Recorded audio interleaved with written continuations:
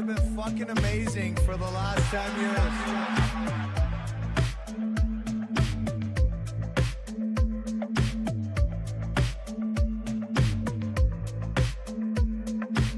Let me start off with a Twitch feed this morning, and I got to get the whole name right. Mile High Hockey Lab.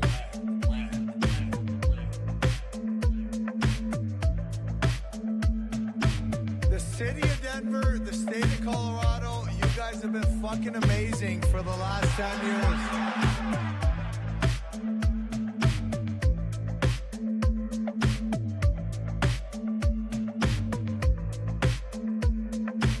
Let me start off with a Twitch feed this morning, and I got to get the whole name right. Mile High Hockey Lab.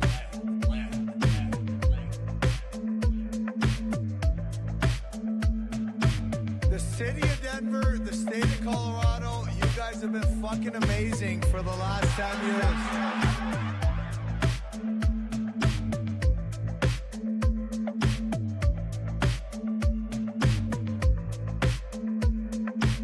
Let me start off with a Twitch feed this morning, and I got to get the whole name right.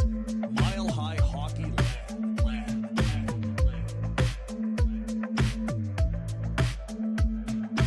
The city of Denver, the state of Colorado, you guys have been fucking amazing for the last 10 years.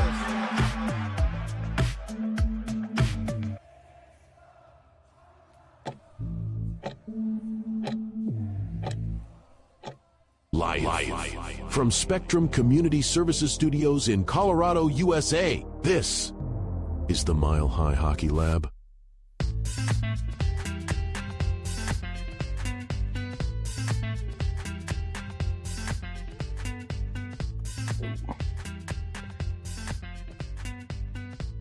Hello and welcome to the Mile High Hockey Lab. My name is Adrian Hernandez. I am here today so far with Ezra Parter and Brendan Vogt. I believe we will be joined as well by Jackie K. I was a little late on sending out the stream link, so here we all are, slightly disheveled. But thank you folks very much for tuning in to this 119th edition of the Mile High Hockey Lab, indubitably titled Scary Good, because right now the Avalanche are indeed looking scary good. So that's going to be the topic of discussion today, along with, of course, you've seen the news of Gavin Brindley's 2-year extension. We will look ahead at tonight's game, which is shaping up to be the most random clash of titans, in the sense of the Anaheim Ducks are a league-leading team in many regards right now. So we'll get into that game tonight, and we will talk a little bit of what was that, Brendan? Quack, quack, quack. Quack, quack, quack. That's right. Ducks fly together. But yeah, we'll talk about that, and we'll get a little bit into last week's action as well. And we will see, I believe, Jackie, who's still yet to join the program, which is my fault. But she has a topic of discussion. Oh, there she is right there. Look at that. She has a topic of discussion that we will get into later on as well. So plenty to talk about. Jackie, thank you for joining us. Sorry for my late link endeavor there, but you made it. Appreciate it. And look, Vaguely Stats already lighting up the comments, says give me all the dings. Oh, don't you worry, Vaguely, we're gonna get there. We are gonna get there. And then we got Laura said only slightly disheveled. That might be the title of the episode after we publish, is slightly disheveled. But let's get right into the hockey. We got lots to talk about today. It's honestly one of my favorite days in a long time in terms of having a show and having a lot to talk about.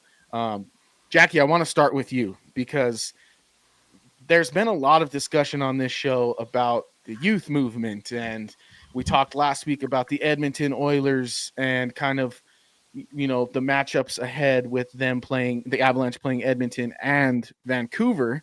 And then we got some awesome contributions from some unlikely people, maybe not so unlikely now. But tell me, what are your thoughts of that offensive explosion, so to speak, with the Avs dominating the Oilers 9-1?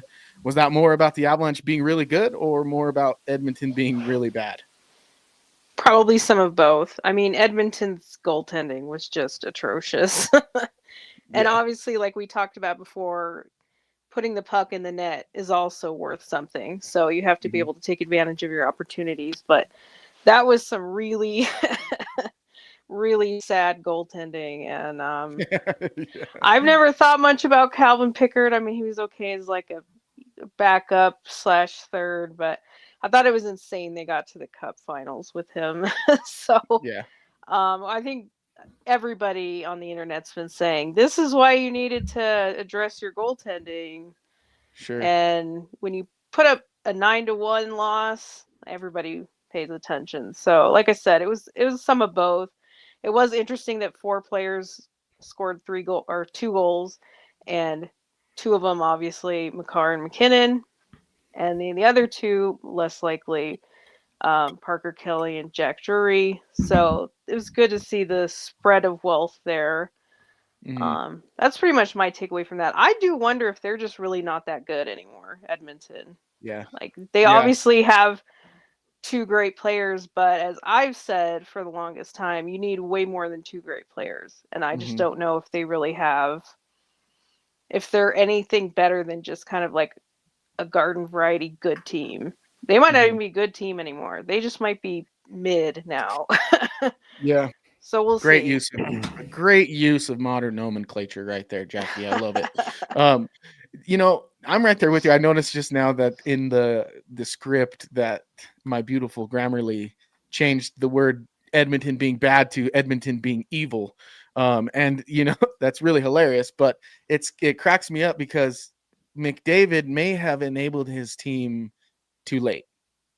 And that's kind of where they're at. We'll come to find out because they have to get a goalie, right? Edmonton has to. That was the whole point of him giving his team such a team-friendly deal was, look, I'm giving you the power now to go fix this. They haven't done it yet, and obviously it's not something that happens overnight unless you're the Colorado Avalanche and you decide to get a whole new goalie room in a matter of 5 days. They made it look kind of easy, but it's not so easy for Edmonton apparently because it has been the issue for them for about 3 years, 2 of which they did go to a final. You think you'd learn the lesson in the first go around, but they didn't. So I'm kind of right there with you, Jackie. Like I'm wondering if this team is going to be a day late and a dollar short, just generally speaking, and if McDavid's contract kind of falls into that thinking as well. But Ezra, I'm curious how you feel about that. We didn't hear from you last week, so where were you at on preferring the MacKinnon or McDavid versus the Makar versus Hughes games? And what are your thoughts on that OT victory in Vancouver? Yeah, I mean, great to get an OT win. I didn't think we played our best game as the Avalanche in that one, but they managed to get to overtime and actually win one for once, which is wonderful. I was more intrigued going into the Makar Hughes matchup just because I feel like MacKinnon McDavid we know. Like, you know what I mean? Like we know what that is. MacKinnon and McDavid are both going to play well. They're both going to get their points, and Edmonton has no supporting cast. Like we know. So I loved how it turned out. 9-1 was so fun. I really enjoyed that game. I enjoy a close game more, but my second favorite kind of hockey is a blowout win. So so that was great. But yeah, I mean, I going into Makar Hughes, I'm like, can we put to bed this idea that Hughes is as good as Makar? And I don't know that we necessarily can off of that game alone, but the way that they're playing this season, they're both very good. Hughes is very shifty. Makar makes a difference in all 3 facets of the game. He's great in all parts of the ice, and Hughes is too. But man, it's just so clear to me that Makar is generational, and Hughes is a superstar, and that's a big difference. There is a big difference, and I think you're right. Like, obviously, we inherently are going to have a little bit of bias, but I think even like objectively, you can look at how they impact all 3 phases of the game. I mean, we were beaten over the head last year with the fact that Hughes is a better all-around player and better because he contributes and carries a team that's not all that talented. To the point where we've had Vancouver fans basically calling the rest of the team trash just in an effort to make Hughes look better as he compares to Makar. But there is really, to me, there is that difference in terms of generational and superstar. That's the difference between the 2 players. And that's really not a bad thing. Like saying that you have a superstar defender is great. He has the potential to maybe be generational, but it kind of comes with the territory of this little thing called winning. So that comes along as well. Maybe the Canucks aren't good, but I find that hard to believe based on the fact we saw a pretty good game between the 2 clubs when it really was everyone on the ice. But Brandon, I'm curious how you feel. You had a big prediction, which we'll get into in our bullet prediction segment. as far as it went with McDavid. MacKinnon did win that head-to-head matchup by putting up some gaudy numbers. And as we mentioned before, it does feel like the Oilers might be a goalie away, but they might be a lot more than a goalie away, correct? Yeah. Well, and first off, check YouTube because the ratio's off. The picture's horrible. It's vertical for some reason. Yeah. It looks I like see like our little pictures on the left side where the sidebar should be, and then our pictures are kind of normal in the middle. Yeah, I think YouTube's done an update or StreamYard's done an update, and it's messing things up. Okay, let me go take a so there's two different streams. There's the regular stream, and then there's a phone stream now for people who are on their phones.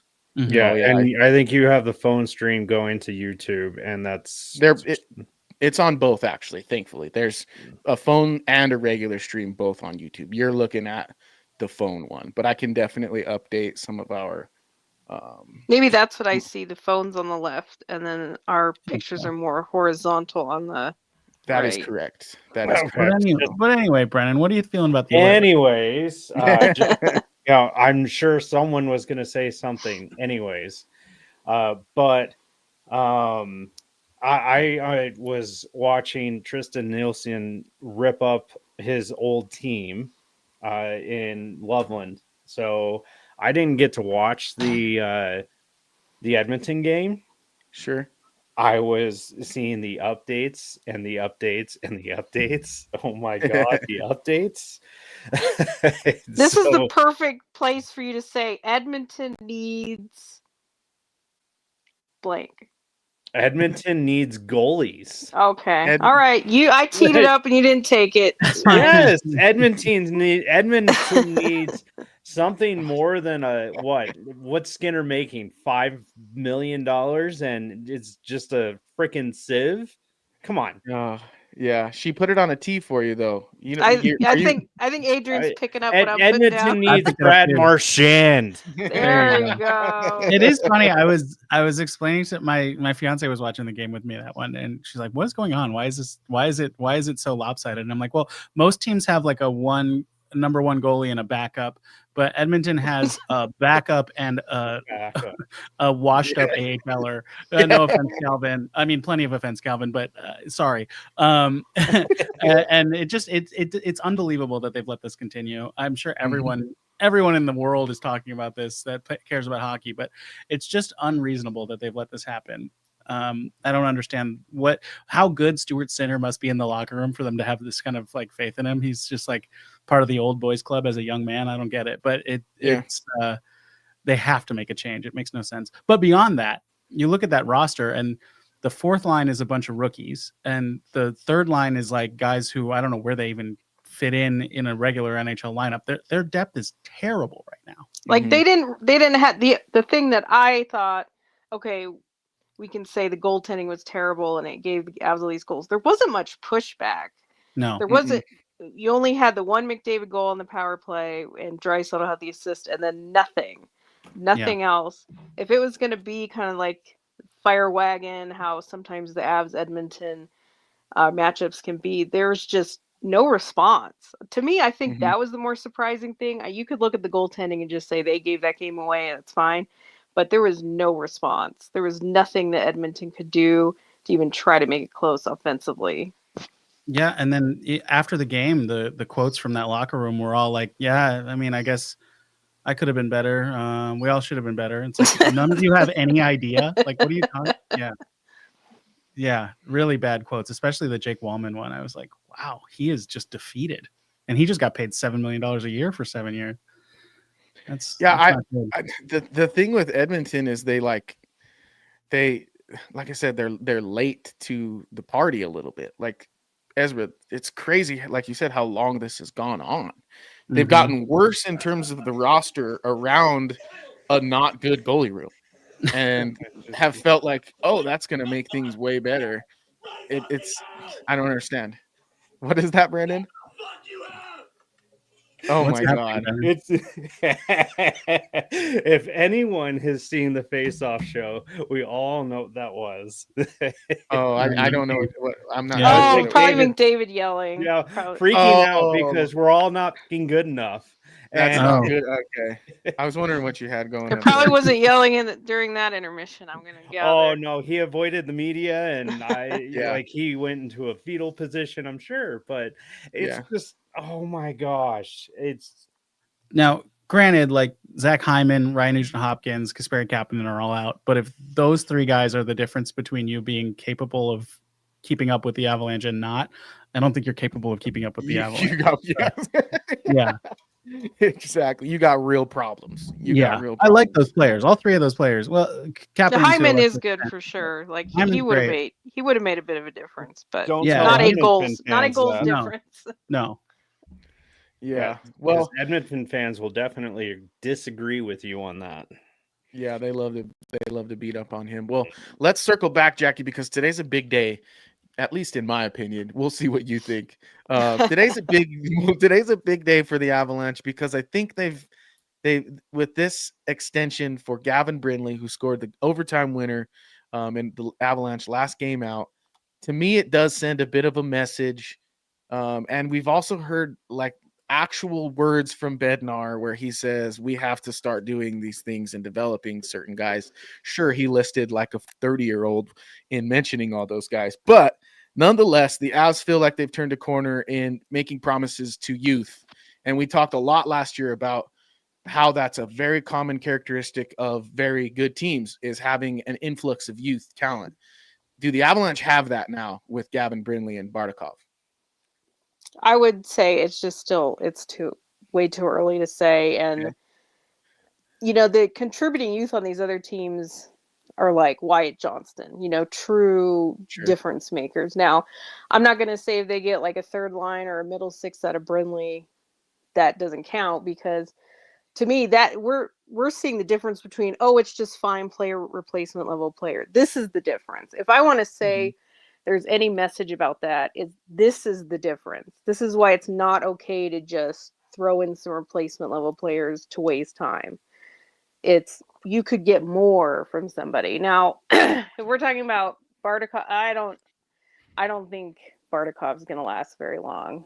I think he's going to get. He's the odd man out when LOC returns. Yeah, and I think I think that's the right call. I think we've seen more from Brindley. Are we trying to talk about the extension right now? Yeah, we can do it. Yeah. I mean, sure, it was a pleasant surprise. He's only played, I think, 15 NHL games in his career.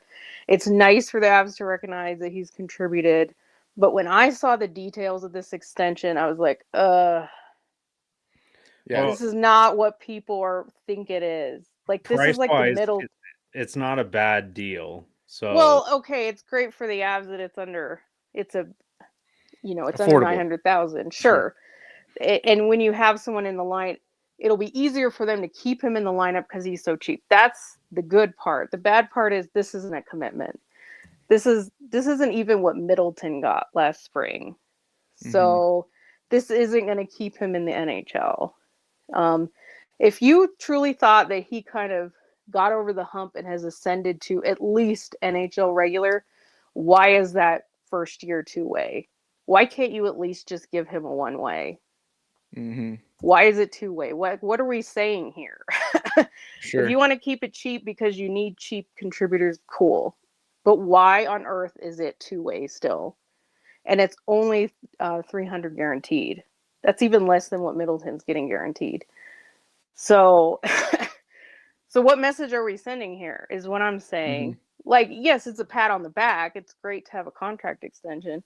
My other question is, why did he take it as an RFA this summer? Is it really getting worse than this? He is an RFA this summer. I know. I said as an RFA. Yeah, would have been. Like, how much? Is this your topic of discussion that we were going to bring up? No, it's not actually. No, okay. It isn't. Okay, good to know. Well, I was just curious because I wanted to make sure I still made time for that. No, but it's an Avs related topic. So what I'm saying is, okay, if you think about it from his perspective, like the Avs are offering me a 2-year deal. That's great. But like, what offer would he have gotten this summer? If he had spent the whole year in the NHL, it's probably better than this. Is this offer good to him if he goes back to the AHL and stays? Then yes, you're happy to have a one-way in that second year. But if you spend this year in the NHL and you have a two-way next year, you've undervalued yourself. And I'm just talking real money. True. I'm not talking cap hit. I'm talking real money. So I think yeah, go ahead. Sorry, to me, sure, it's nice, but my heart sank when I saw what this really is. Yeah, I mean, yeah, I hear what you're saying. Like it's a deal that's slanted in the favor of the Avalanche, and in that sense, you're a little disheartened. But at the same time, like they got to do what they got to do. It's about commitment. It's not about money. It's about commitment. This isn't a commitment. It's an AHL commitment. We want you to stay in our organization, not we want you to stay in the NHL. And so to me, then it's a we want you in the NHL. Well, 2 years from now, I mean. But there's a risk for the Avalanche too. He's not a hook, line, and sinker success just because he had a couple of goals in October and November. You know what I mean? So there's some risk from the Avs side too. And I think that's what you're seeing built into this deal is like, we're all going to strike while the iron's hot. We're going to pay you because you're also playing really well right now. We're going to pay you right now because you're playing well right now. We're going to make you here for longer now because you're playing really good right now. It's like to me, it's a cookie. Like, here you go. You did it. Have a cookie. And then when we circle back, you know, when Logan O'Connor does come back and Bardakov goes down and it's Brindley again with what should be an even better group down there in the bottom six, he should elevate even more. So I one understand. More point. I'm glad that you brought up O'Connor. Just one more point. Yeah. When I'm not talking about his 5-year extension, that he got, but it was after he had only had 42 or something NHL games, and they gave him a 3-year extension at the beginning of, I think, 2021 season that didn't even kick in until the following year. It was $1.5 million for 3 years. They didn't even give Brindley this, and that was obviously one way. $1.5 million for 3 years. That is something that would have looked more like a commitment, or 1.5 for 2 years. That's what a commitment would have looked like. Here's the same deal that we just gave Keaton Middleton, who currently is in the AHL. But O'Connor was also 25, 26 at that point, was he not? He was an RFA, and he would have been an RFA at the end of that year. But he's an older player. Brindley's 22, 21, 22, 21, 21. 21.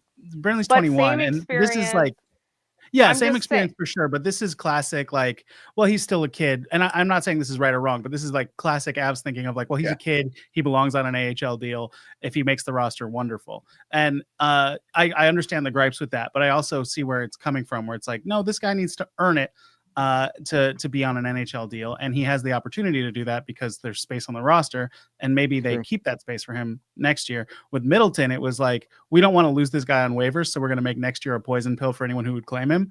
But also we want somebody better than him.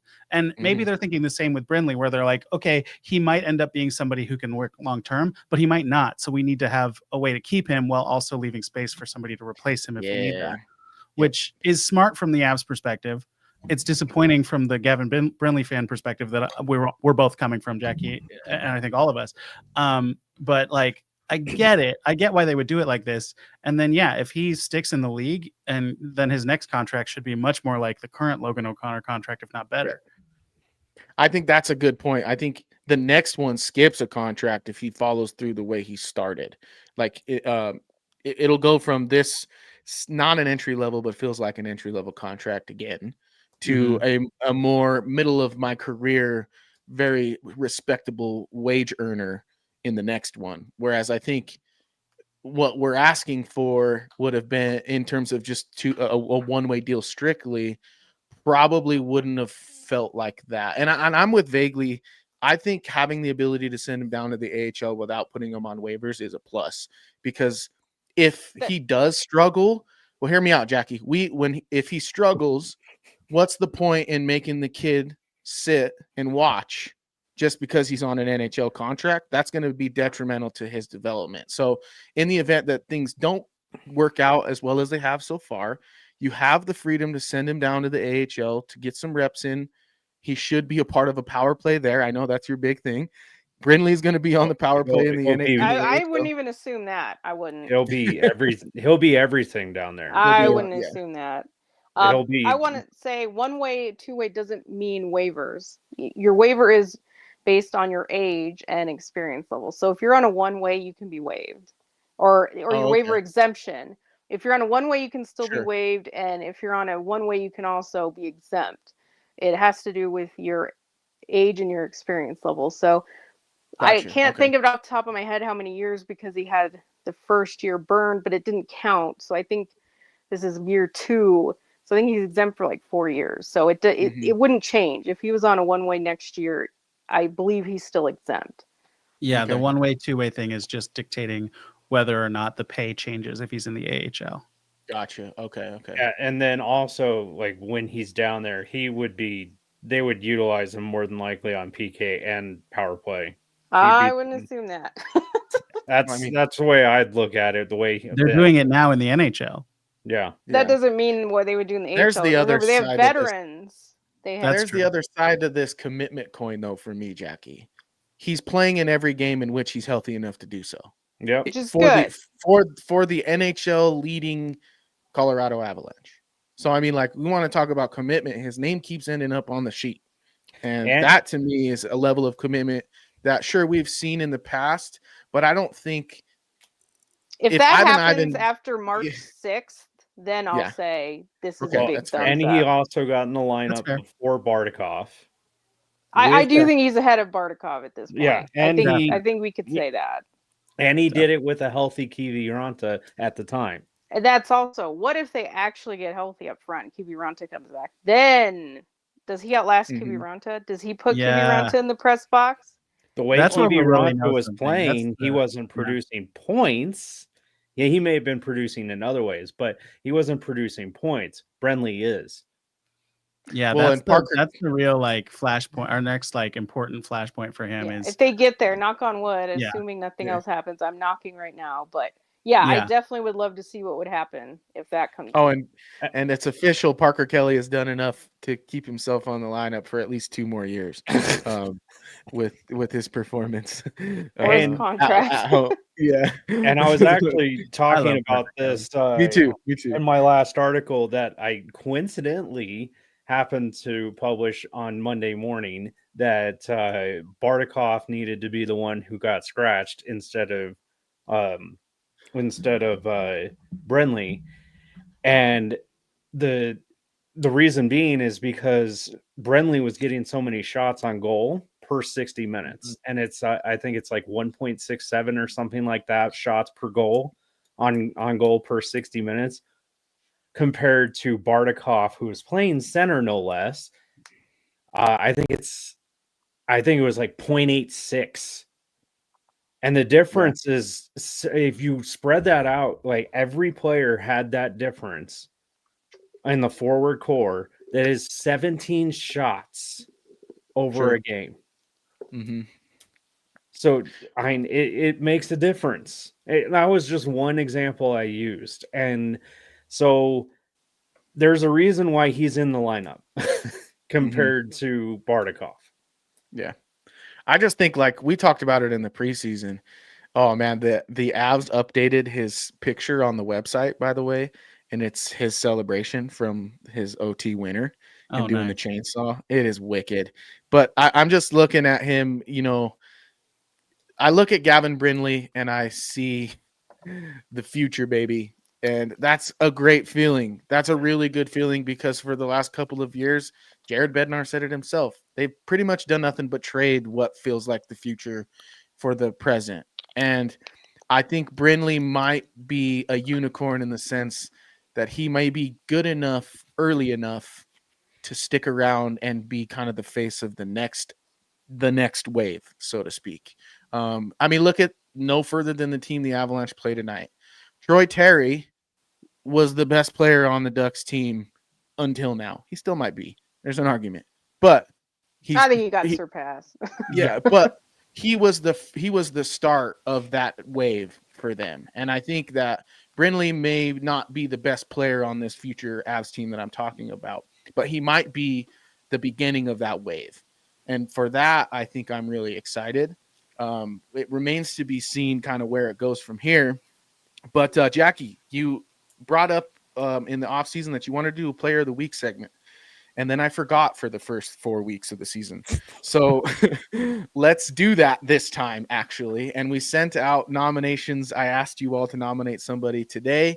The nominations were Parker Kelly, Nathan MacKinnon, and Gavin Brindley. Obviously, we've touched a plenty on Gavin and why he was nominated. We started to talk a little bit about Parker Kelly, who had a tremendous performance in front of 25 plus friends and family in Vancouver. He hit the forehand backhand on the breakaway like it was NHL 26. And Pickard. Yeah. Pickard looked just like the goalie. Druin did that when he was part of the Lightning in OT. Yeah. 16-17. That's right. Yeah, I was just tired and I wanted the game to end. That is a quote. Yeah, that's exactly what he said. I forgot about that. Well, the other guy that was nominated, which, I mean, we should have known he was going to win, even though I do think the whole panel, I think, probably chose Gavin. The winner is definitely Nathan MacKinnon in terms of the vote. He got 80% of the vote for player of the week via Mile High. He didn't get a contract. Yeah, exactly. The guy who got paid as the automatic winner. Yeah. Of course, MacKinnon deserved to be nominated. I mean, he's the first star of the week in the NHL. He has a bleeping he has 10 points in the last 3 games. 5 of which came against Edmonton. You would think he had 4, against Vancouver. You'd think he had 4 against Edmonton. It was a 9-1 game. He had 5 points against Vancouver, which is just, and how you let Nathan MacKinnon be all alone coming out of the penalty box when you're up 2-1. I don't know if hockey sense is disappearing from the game of hockey, but that made zero sense to me that no one was protecting the box. And you have a fourth forward on the ice, right? So someone's coming off simultaneously. Professional hockey players here. I don't know what's going on, but it cracks me up. There's a quote from, I think it's Paul Maurice, that says you teach him the same thing at 7 that you have to teach him at 17, and again at 27, and again at 37. We all just make these same mistakes over and over and over again, it appears. But Nathan MacKinnon cashing in on him, clearly head and shoulders the best player this week. Brendan, what do you got? It was funny because the same mistakes that Edmonton was making were the same lessons that my kid's coach was doing Monday morning. Yeah. Literally exactly. The same lesson. So it was actually kind of funny. He was just coaching your goalie? No, he was coaching on how to attack the net at 6 o'clock in the morning on a 6-year-old. This is where you want to get on the ice. Ezra with more comedy. That whole game, you just got to show young goalies and say, "Don't do this. This is bad." Yeah. I want to say I nominated Brindley before news broke about his contract. Yeah. So we were organically choosing Brindley. Exactly. Or at least I was. Well, that was my nomination. I nominated MacKinnon, but I agree with Brindley for sure. Yeah. And then since Evan had also nominated MacKinnon before, I threw one at Parker Kelly, but I mean, it was a good choice as well. I think those were the 3 best players. I'm hoping that we see, since we're going to keep doing this week after week, next week I hope it's Martin Necas, or please God, let it be Brock Nelson, and I bet you $100 that's what we're going to talk about later, Jackie. Okay. We'll see. Sounds like I'm losing $100. Yeah, Jack can still change it just to get that money. Yeah. I got an honorable mention though. Okay. Tristan Nielsen. Nice. What, in his 5 minutes? No. No, you got to include the Eagles in on this. Come on. I was gonna say Taylor McCarr. Just make it like a blanket, like Eagles vets. Just like the boy had 2 goals and 1 assist over the weekend against his former team, no less. Mm-hmm. Honestly, I don't even know if that was the best, because you have to look at what all the other. I think unfortunately Tynan's leading in AHL in points.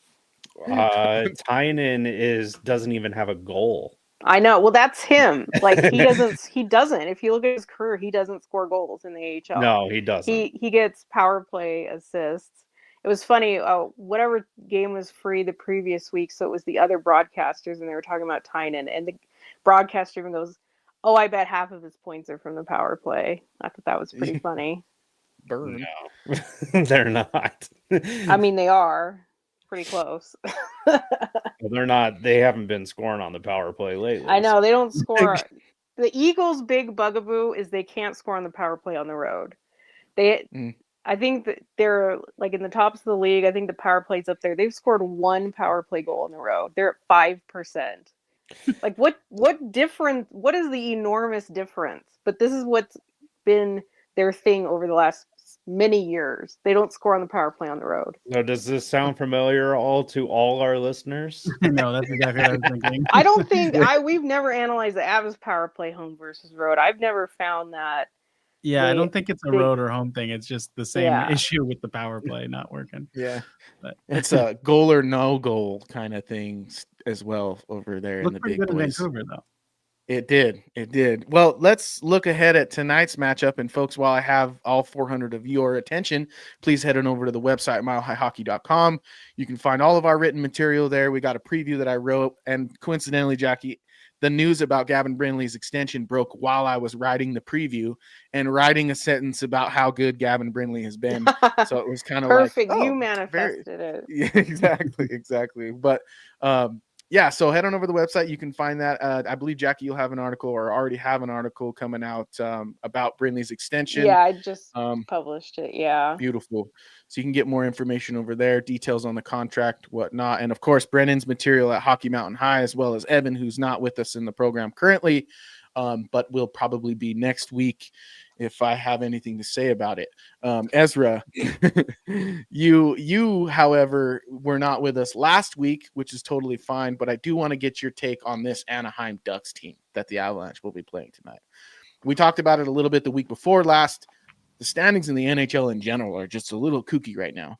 And right in the smack dab middle of that theme are the Anaheim Ducks, who are the Pacific leading Anaheim Ducks currently. And they, on paper, look like a playoff team. What are your thoughts on tonight's matchup? Yeah, I think they're a fun young team. They've got a lot going for them. They're playing well. They've got veterans contributing, which is a difference from last year's Anaheim team, where the veterans really were some of the slower, weaker links on the team. This year, they brought in veterans that can actually contribute, and it's making a big difference. Jacob Trouba is playing like out of his mind right now. If he keeps this up, then I would say they're definitely a playoff team, because peak Jacob Trouba was a great player. He just really wasn't peak for a while in New York, but if he's back, they have everything. They have everything hitting, right, from forwards to defense to goaltending. I love Lucas Dostal. He's so good. Unfortunately I guess I don't know. Either way, Peter Mrazek as a backup. Fortunate or unfortunate that he's not very good. It's unfortunate when he plays, but it's fortunate that he's a backup, not a starter. But I mean, you gotta love Leo Carlsson at the top of the league scoring. They've got great support throughout the lineup on offense with goals contributions from kind of all over the place. Cutter Gauthier is looking good. I mean, man, there's a lot to like there, and they're a very fun team to watch, which, you know, you love that in a young group. They're creative, they're defensively sound, they're doing a lot well. I don't think they can keep up with the Avalanche over a 7-game series by any means, but there's definitely a realistic shot that they can keep up with them in a 1-game regular season matchup. So the Avs will have to be on top of their game to beat them, but you know, that's the beauty of a young team coming up. They've got their sights set on a team like Colorado as a marking post. I don't know. What am I trying to say? Measuring stick. Yeah, measuring stick. Thank you. It's been a long day. A measuring stick for their season, whereas the Avs are like, who are these flies? Let's swat them off, you know. But it's gonna make for a fun game. Yeah, that's a good point, because it's like either tonight they will get another notch in their belt in terms of feeling validated as a potentially really good hockey team in the season, or they'll get a little slice of humble pie from the well-oiled machine that is the Avalanche. I mean, I think from this whole panel's perspective, the Avalanche have played great, but not even to their capability on like a consistent basis. I think we've seen flashes of as good as it gets for the Avalanche, and we've seen flashes of really bad, and somehow in between all of that, we've seen wins or just overtime losses, which has resulted in where they are, which is a quarter of the way to a 100-point season, just 16% into the 82 game regular season. So, and which will be the 5th straight 100-point season. So you're right, Ezra. The Avalanche are a franchise that, as a team like Anaheim, you look to and say, all right, well, where do we stack up against these guys? Because they're pretty formidable and pretty well established.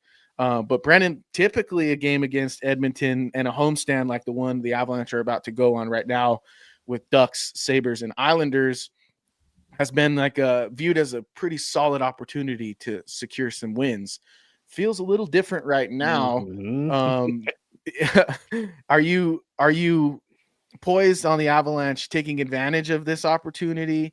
Or are you more worried about these being a little bit more trap game like now? I think it's going to be a big measuring stick considering the way that the Ducks are playing. And I don't think I've ever been excited for a Ducks game since, like, I don't know, 2014.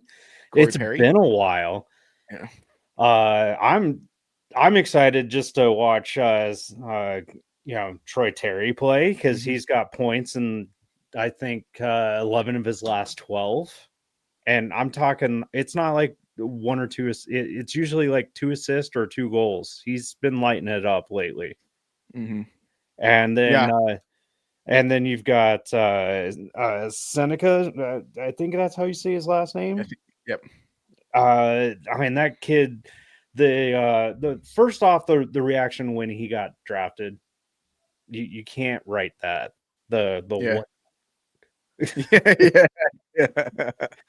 Yeah. He instantly became my favorite Duck, but I've liked the way he's been playing lately too. So he's been a great guy. And then Alex Killorn, he came from Tampa, so a little biased there. Yeah. Stop talking about the Lightning like you love them. I'm sick of it. I'm so sick of it. At least we're done playing them. So yes, we can love all right, the Lightning for a little while. You can love them again. You're right, Jackie. Good call. Jackie, will you touch on the Anaheim Ducks as you see them, and give me your take on the other 2 games as well, and then we can all touch on them with the other 2 games being the Sabres and the Islanders. Just echo what everyone said. The Ducks game is actually pretty interesting. It's also on national TV on TNT. So it was interesting when the schedule came out. It was like, really? Like, why'd you pick that one? But nailed it finally. Yeah, some nice miracle foresight there, I guess. It's actually a good game. I like young teams. I like young teams on the rise. So I'm excited to see that. I've looked in their numbers a little bit. They do look pretty legitimate. So I believe they won 7 in a row or something like that. They have. That is correct. So it truly is a clash of 2 teams playing well, and I'm excited for it. I think we pretty much got all we can out of that one. As far as the others, and I will say the young teams, even if you include San Jose, the young teams have played the Avs hard. Utah and San Jose. And I'm interested to see what Chicago looks like in the future, but I know that's not this week. But anyway, Buffalo, they have had a respectable start at least. Their injuries are crazy already. I mean, just voodoo stuff. Like the guy Kulich who was their 1C has some sort of bizarre blood clot issue, and now he's out. Jason Zucker has some crazy viral infection and he hasn't been able to eat for 10 days. Jason Zucker tends to get sick almost every year. I don't know what it is about that guy. It's just he's out for long term usually every year. Yeah, like it just happens to some guys. Zach Benson has already had like 2 strange injuries. Who knows if he can play yet? Rasmus Dahlin went back to Sweden to be with his girlfriend, almost died over the summer because she had to have a heart transplant, an emergency heart transplant. I mean, it is sad because they've been doing okay. Like they haven't buried themselves, but I don't know. Like they have a tough road trip. Like we talked about the other week, They're playing Utah on Wednesday, and then back to back with Colorado, and then I think they have one other after that. It might be Vegas or Dallas or something where it's just like, oh, geez. Like they're going to be Yeah. done by the time they get to next week. I do feel for them. Like, so I know it's going to be like the meme, oh, the Sabres, but it's like they just can't even put a lineup together and try to stay on the rails. I will say I have a Lost in the Avalanche coming out that's Sabres related. And no, it's not Byram. For anyone, it's not time for a Lost in the Avalanche for Byram, but somebody else. So look for it. I will publish it tomorrow in advance of the Sabres game. I have a quick game we can all play right now. I'm going to say 4 names, and you tell me what they have in common, okay? Oh, I love this. Are we doing Buckadoo? Ryan McLeod, Noah Ostlund, Tyson Kozak, and Peyton Krebs. They all play for the Sabres. Yeah, That's they all play true, for the but Sabres. more specifically, that's the Sabres center depth right now. Number 1, Ryan McLeod. Good player, not a number 1 center. Number 2, Noah Ostlund. Who? Number 3, Tyson Kozak. What? Number 4, Peyton Krebs. I thought he was supposed to be good. Yeah, wild Ostlund. I know Ostlund was first or 16th overall pick. He's a young guy, so I mean, there's hope there. But Yeah. Well, yeah, Buffalo looks like they're screaming down the halls of not making the playoffs for a 15th straight season, which is much to the chagrin of Evan, who is now a Buffalo Sabres fan, and we won't take him back. It's official. He missed another episode. He's not. He is on the. What did we decide the Buffalo Hockey Lab would be called? We gave it a name. So I'm just saying, like, floating down the Niagara. If it's not pretty, even though they did have some crazy games against the Avs last year, but it's gonna be not pretty. I have a feeling you're right. And then the Islanders have been doing okay. I actually think they won a few games lately. I think they won in overtime yesterday.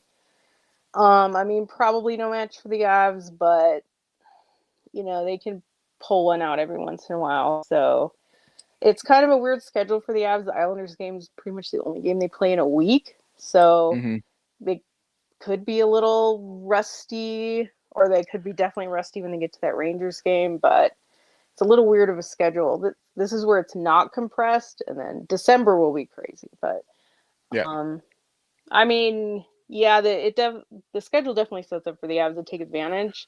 We haven't really seen them have like a full, I don't know, I guess what would you call it, just play down to their opponent game. We haven't seen that yet, so it's kind of hard to say because the Avs haven't done that this year. So I guess you really can't anticipate that because they haven't done it. So I guess you got to say they'll take care of business.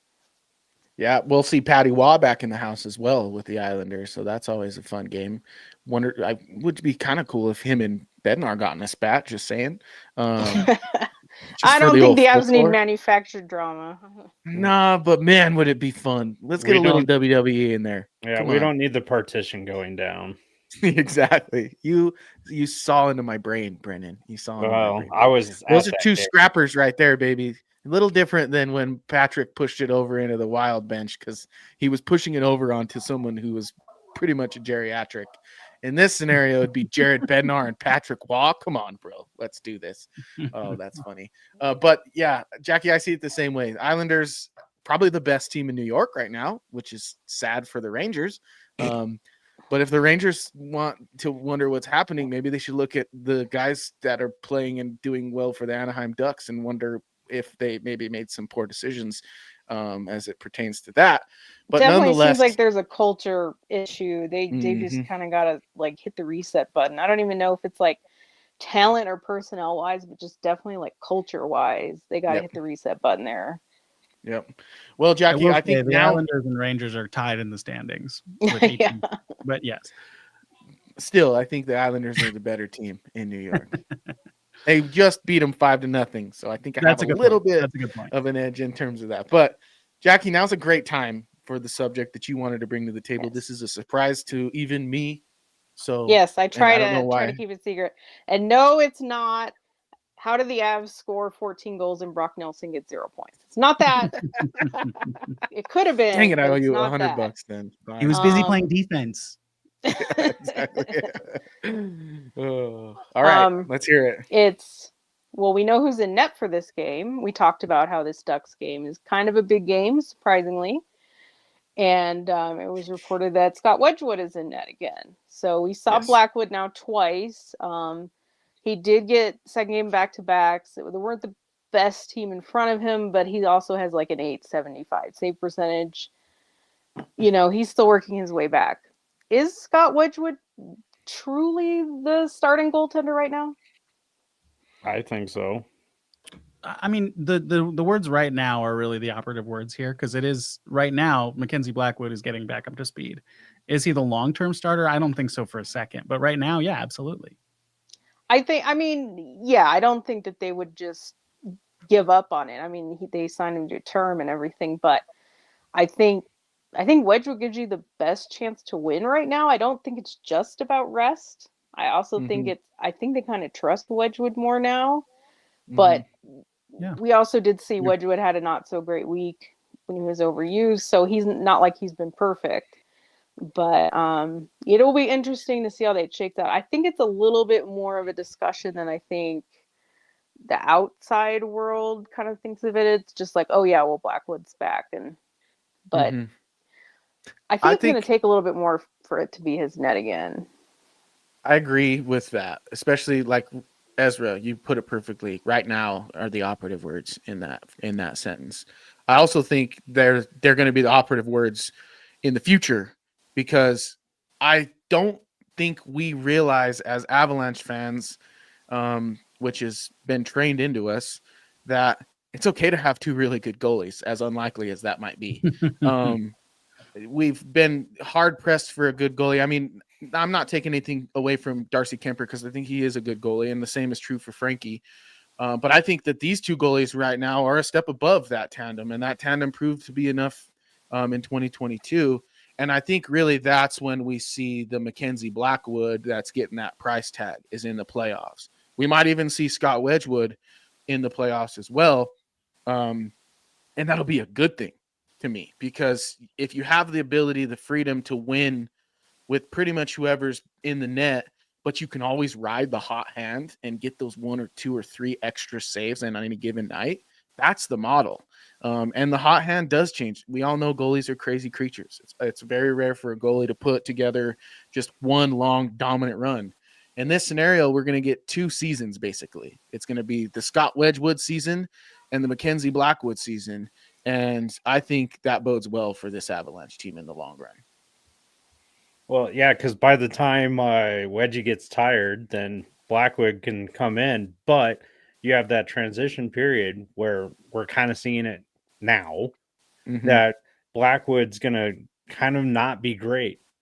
And and he's trying to knock rust off. But people who are critical of that do need to realize he didn't have a summer to take pucks and stuff like that, because he was too busy rehabbing. And he had a setback in the summer. Yeah. So. Yeah. So he wasn't taking shots, if any shots during the summer. So for a goalie, that's a big deal. Yeah. Hell, for a defenseman, it's a big deal for me to like not see a puck coming at me to try and block it. But sure, that's my reference, at least, seeing the puck coming at me. Sure. I had sources that were at camp telling me that he wasn't even going down when he was seldomly skating. He was never really active. Yeah. Well, it was actually Ryan O'Hara, but yeah, he was telling me like he was hardly hitting the deck, if at all. And so it wasn't ever real work in training camp. No. And then you broke the news of the setback, absolutely, which kind of was my point heading into the season. People were like, oh, he's going to be fine. He's going to be good to go opening night. Well, that wasn't true. And I think this is going to last longer than people realize. This, as you put it, Brendan, transition moment is going to last a little bit longer than people are really aware of. But good news. Scott Wedgwood is the winningest goalie in the hockey right now. So we'll be okay. And then should it be his net for a while then? I think so, Jackie. Yeah, I think you're right. Yeah, I think you work Blackwood back in slowly because you have that Mhm. luxury. I think you work him in like a backup until Scott Wedgwood's hot hand goes a little cold. And then that's the perfect opportunity for you to say, all right, McKenzie, go give it a whirl. And then his hand gets hot. And Well, Scott gets to and If chill. it's me, I'm making sure he gets one start a week, which backups don't typically get. That's But true. That's a good if point. that's what I would do. But Bednar is kind of a hot hand guy, so I would expect to see Wedgwood get a considerable chunk of the next couple I of would starts. expect Blackwood to play against Buffalo for sure. It Yeah, definitely would be curious if he doesn't. yeah. Mhm. But then with only 2 games, the Islanders and the Rangers game are really spread out, so Mhm. it really could go either way when they get to that. Mhm. If he does well Yeah. in Buffalo, you probably make sure he gets one of those New York games. If he doesn't, maybe you give him more practice time. well, and then all Yeah. the second or the one of the games on the back to back, of course, but Mm-hmm. Vancouver was also banged up to all heck Mm-hmm. because the fourth line for Vancouver was every single one of those guys was the first line in Abbotsford last year. Nice. Well, not by choice. Baines was going to be one of those guys I think was going to be pulled up. The other two were one of those guys who were like, okay, we're pulling you up because we need to, but kind of want to. Did they get the And 4-minute treatment? I didn't look. I didn't look, but I mean, I was talking to their head scout who was at the Abbotsford game, and he's like, yeah, we're kind of hurting right now. Yeah, the Avs are pretty lucky in that department, knock on wood too. Yeah. So far, They've knock on been wood, pretty everything. pretty Yeah. manageable. So Baines, See. Carlson, and Reichel all were right around 10 minutes. And Carlson had that nice between the legs goal. That was cool. Yeah. I didn't like the between the legs goal against Devon Taves there. That was a brutal look for number 7. So in a way, we're kind of shading the Avs because they let Abbotsford Canucks score on them. Yeah. Between I the mean, legs. Abbotsford was a good team last year, so Mhm. I mean they won the Calder. Got to give them that. But Yeah. And Carlson's a guy who they have high hopes for in terms of and I think being they've been trying to work Baines up for a year or two. So yeah. They also got a lot of local BC kids to sign there in the AHL. I guess it was like a novelty, and they were all happy to sign there. That's cool. Which Nielsen was one of them. Mm. So that was kind All of like right. their competitive advantage at the time. But yeah. Anyway. Well, our little now that we've Vancouver tangent. pseudo shaded the Avalanche a little bit there, let's look at last week's bold predictions, folks. It's finally time for your favorite segment of the week, where we hash out who was bold and predicted successfully an outcome in last week's hockey action.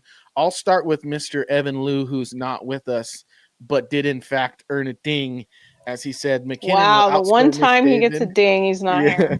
Yep. I'll And text he him. had Makar outscoring Hughes. So that, my friend, is A. And it puts Evan on the board. That's his first point of the year, which he was like, hey, guys, by the way, I scored, so put me on the board. But I won't be there. What a guy. I mean, come on. Jackie, you had Makar having a power play goal, which I know he did doesn't not have yet, but I still got tonight. I think I had 3 games to get it. You do. So far, not so good, but there's hope for So sure. one more. And I got one more. the Ducks are usually involved in some high scoring affairs so far this season, so it should be some pretty fun action tonight. Brendan, you had McDavid scoring no points. I don't know if you Unfortunately- saw my comment when he finally scored. Yeah, I saw it. You were not pleased. No. You also had a season-long prediction of Logan O'Connor coming back, and it was Tonight. supposed to be tonight. Yeah. So unfortunately, this is a 2-buzzer week for you, my friend. I'm Oh, so well. sorry. But you still have the season long of Landeskog scoring 30. if he keeps getting goals taken away due to review, it's definitely not going to happen. That's going to be 30 reviews that the Avalanche are going to have. Yeah, exactly. Ezra, you were not here to make a prediction, but you do have a season-long prediction rolling that says Colton spends more games at center than wing. So You far, can that's buzz not, me for that yeah, I one. was going to say, so far, that's not been the trend. We'll keep it around, though. You never know. No, I love that it's not happening because it means Jack Drury's been good. Yes. Or that they haven't been injured.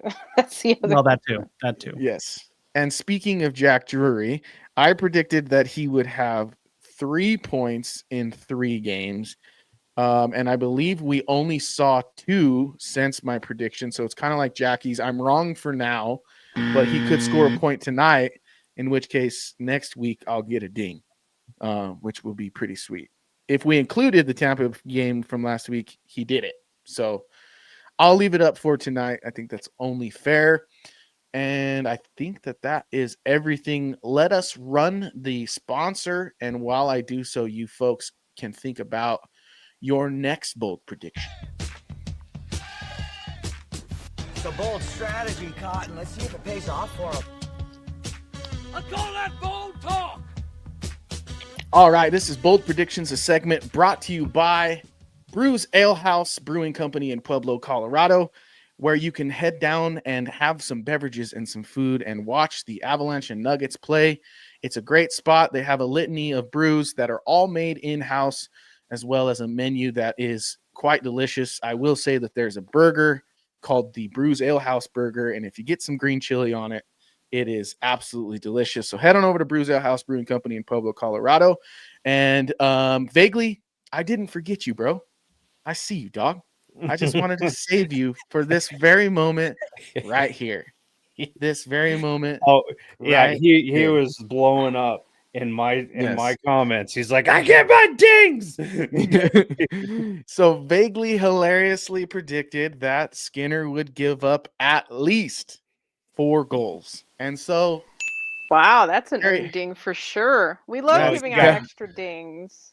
Yes, that is. You know what? You need And to give him another one. how about this one?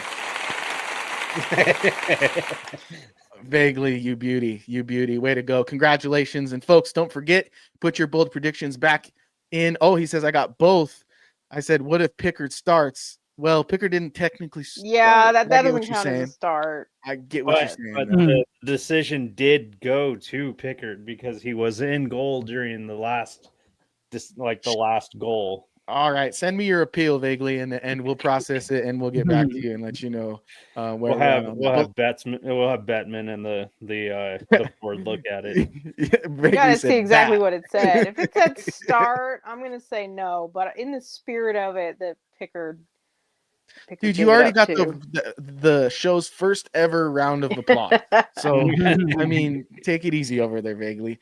We love you, everybody in the chat today. Appreciate you folks for tuning in and joining. We got Scott Wilson in the chat. We also had Yaniel Perez, Laura from X in the chat. Thank you folks so much for tuning in and for dropping in your contributions. Now, let's get our bold predictions for this week, and we will do ladies first. Jackie? All right, so I still got Makar's power play goal going tonight, which I swear he is so due. Like, even if it's a ding or not, it's going to happen soon. So he's due at home. Well, that could be your prediction. Mine specifically is the power play, but yeah, it all prediction. That's just he needs to score at home. But I'm gonna extend the timeline of mine a little bit because I want to pick Sam Girard comes back and gets a point. I know Bednar said he's expected back on this homestand, so I don't want to limit it just to this week. If you can give me the Rangers game too on that, like we know he's not playing tonight, so at most that's 3 games. Yeah, and if Sam Girard if it comes and goes, we can let it ride into the next week too. Okay, like if he doesn't come back, like if he comes back and he doesn't get a point, X or buzzer. If he doesn't come back at all, we'll just push it to the week that he does. I like that. Okay, so I'll say Bednar said he'll be back on the homestand, so I'm going to say he's going to get a point this homestand. So that should be 3 games, so it'll push it the next week a little bit, but love it. I'll keep those 2 on the board then. Makar and Girard. It'd be real nice to not do the Jackashan and Solovyov dance anymore. So let's make that happen. I'd like Deshaun. Ezra, what do you think? I've liked Deshaun. He's not who I'm going to predict, but I just wanted to say that since he came up. I don't want him to be a regular. He's just Same, not yeah. enough of a player, but I've liked him. I think it's time. I think we're going to get 2 goals from Gabe Landeskog this week. Woo! I love it. He is due. I will say that he's probably saving them for when they really matter, like in that Like that. Edmonton game. Wasn't gonna matter. That's But amazing. Maybe he's saving What them if- for when it. What if he said it that in a wins the press game. conference? I'm saving them for when they really matter. All right, guys. Did I get a ding for one of my 15 goal prediction, or did they come up with 14? No, it was 4. We decided it was Yeah. 14. Yeah. It's like right under. If we gave you the game after the window we decided on, you would have had like 19. So yeah. it was. But I was right in spirit. Oh man, you were so Close, right. very close. Night 1, we were like, oh, it's happening. Yeah, I know. We just needed that Sharks OT win. Yeah, we just we just all thought of the game against San Jose, and that was like the toughest game. It was great. Isn't that something? Brandon, what do you got for me this week? Got 2. Okay. Sweep against Tucson this weekend. Okay. And TJ Tynan goal. God dang it. And it has to be even strength. I gotta start making Eagles predictions. Oh, It has because to be even strength. let's see. I've got his card pulled up, anyways. His power play points. It's 9. I could tell you that right now. It's 9 out of 16. Yeah. I'm gonna do my bold prediction, and it's gonna be kind of mean, but I promise you that's like the reverse psychology thing. I think that Gabe Landeskog scores and has a goal disallowed again this week. Okay, all right. If you call I've that, got not nice words for you right now. Yeah. But I also think that the Avs sweep the week, so it's like a hockey god sacrifice. Maybe that's what he's doing. Okay, Are we all kind of doing 2 then? Are we kind of doing? I guess I can find a second. Let's do it. If I can let the McCarr ride through the week, and then my Gerard one, and then both of you have 2. So Brennan didn't give us his second one. Yeah, let's hear it. Well, I said Tynan goal. Yeah, but you said you had 2. And that was the sweep. Tucson sweep. Oh, Yeah, okay. so I that'll didn't be hear the that first part. one. Okay. So Gabe will be disallowed again. But that would be crazy. That would be insane. My fantasy team is hating that because Landy's on my team, and that put me ahead. Yeah. And then I saw my points go down, and I couldn't regain from that for the rest of the week. It's actually kind of sad because the first time it happened, you could see like the Landeskog look of still reserve, where he was just like, no big deal, I'll get another one. This one, when they reviewed it, they quickly panned over to Landeskog and they showed his face, and he was like, "Are you serious again?" Like that was the look he had on his face, and I was like, "Oh, you did." This one got to him finally. This one finally got to him. Well, there's a certain point where I've got a second one. Yeah. Okay. Sorry, Brandon. I got a second one. I think you're gonna like it. Okay. Gavin Brindley outscores Callum Ritchie. Ooh. Even though they're not I would like involved Brock in the Nelson trades. outscoring Callum Ritchie. That would be nice too. That would be nice too. How about Gavin Brindley outscores Miles Wood this week? Well, that's guaranteed. I'm talking about just that Islanders game. But yeah, it's your prediction. Sure. Yeah, I dig it. But if it's both 0, it doesn't count. No, that's fair. If Brock Nelson scores any and neither of those guys do, I'll still give you a ding because I'm willing to do whatever it takes for Nelson to get more points on the board. This is probably a topic of conversation for our next episode because I'm just getting ready to wrap things up here with all of you. But if the Avs were losing right now, Brock Nelson would be getting absolutely scapegoated. Right, but I don't not, even know about that. I job. honestly don't even know if people are ready to go there. Yeah, I think it's really weird how quickly fans turn the page on being hyper focused on production from 2C. And the only way I can explain it is you got 25 points in 16 games. So that will work. Well, Yeah. they've found a mix that works, and Yeah. that is the point. With Middlestat, the second line was a sieve. With I Nelson, still think it's the continuation of the same problem. I mean, when the whole team's at 60% Corsi, you really can't say, you're doing great, you're over 50. Yeah. You're still in the back of the pack. I do think Ezra's point is still that like disagree you're with it. not giving up what you were, at least Yeah. at a minimum. I definitely think it's a continuation of this second line black hole. Yeah. I mean, I think there's something to it. And it's not just Nelson or Personnel. Middlestat or whoever Yeah. in particular. It's also a second line problem. Mm-hmm. it's Well, usage, but yeah, It's usage. anyway, Yeah. we don't have to do this. We'll save that one for the next edition, the 120th edition of the Mile High Hockey Lab, which I've already used the title Full Nelson, so I can't do that one. But hopefully he just goes off and we got to find a Nelson themed title for episode 120. And then we can have this conversation right off the rip. But I do want to thank all three of you, Ezra Parter, Jackie K, Brendan Vogt, for joining the program today. I really appreciate you all. This is, like I mentioned, our 119th edition. There are about 800 of you tuned in live right now. Thank you so much for choosing us for your pregame content, as the Avs will drop the puck in about 2.5 hours in Colorado on Hockey Fights Cancer Night, by the way. So, folks, if you know anybody, I'm sure you do, who's been affected by cancer, our heart goes out to you folks. And, of course, we would like to give a little nod and a wink to our boy Maxie, as I'm sure the Avalanche will give an honor to him as well as some other folks who've been affected by cancer. So I don't know if you guys saw this too. Singleton for the Broncos, he found out he had cancer, testicular cancer, on Monday, played a football game, beat the Raiders on Thursday, and then had surgery to remove or whatever the next day. So let that be your lesson. Go get screened, do whatever you need to do to make sure that you're in the clear, folks. Just know that us over here at the Mile High Hockey Lab, we got your back. And Brendan, of course, heart goes out to you as well. I know that you've been directly affected and just want you to know that I love you, brother.